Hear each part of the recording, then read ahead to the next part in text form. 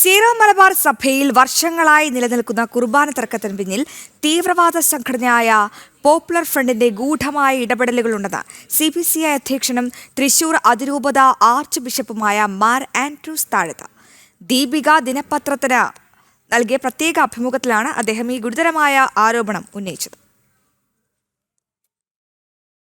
Zero Malabar സഭയിലെ ആരാധനാക്രമ തർക്കങ്ങളിൽ പുറത്തുനിന്നുള്ള ശക്തികൾ സ്വാധീനം ചെലുത്തുന്നുണ്ടെന്ന ആരോപണമാണ് മാർ ആൻഡ്രൂസ് താഴത്ത് ഉന്നയിച്ചത്.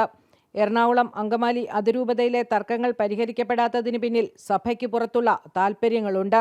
സാധാരണക്കാരായ വിശ്വാസികളെയും വൈദികരെയും തെറ്റായ വഴിയിലേക്ക് നയിക്കാൻ ബോധപൂർവമായ ശ്രമങ്ങൾ നടന്നു.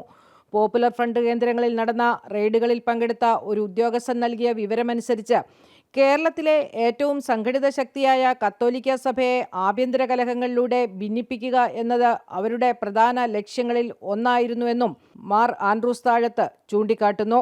ഏറ്റവും സംഘടിതമായി നിൽക്കുന്ന സഭയെ തമ്മിലടിപ്പിച്ച് തകർക്കാമെന്നാണ് ഇത്തരം ശക്തികൾ കണക്കുകൂട്ടുന്നത്.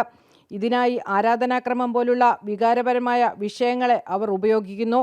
ഇത്തരം ഭീഷണികളെ തിരിച്ചറിയാൻ സഭയ്ക്കുള്ളിൽ കൃത്യമായ ജാഗ്രതാ സംവിധാനങ്ങളും കർമ്മപദ്ധതികളും ഉണ്ടാകണമെന്നും മാർ ആൻഡ്രൂസ് താഴത്ത് ആവശ്യപ്പെട്ടു.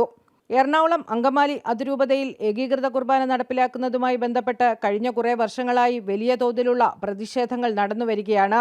സഭയുടെ ഔദ്യോഗിക തീരുമാനമായ ഏകീകൃത കുർബാന നടപ്പിലാക്കാൻ വത്തിക്കാൻ പ്രതിനിധികളും സിനഡും നേരിട്ട് ഇടപെട്ടിട്ടും ഒരു വിഭാഗം വൈദികരും വിശ്വാസികളും ഇതിനെതിരെ രംഗത്തുണ്ട്.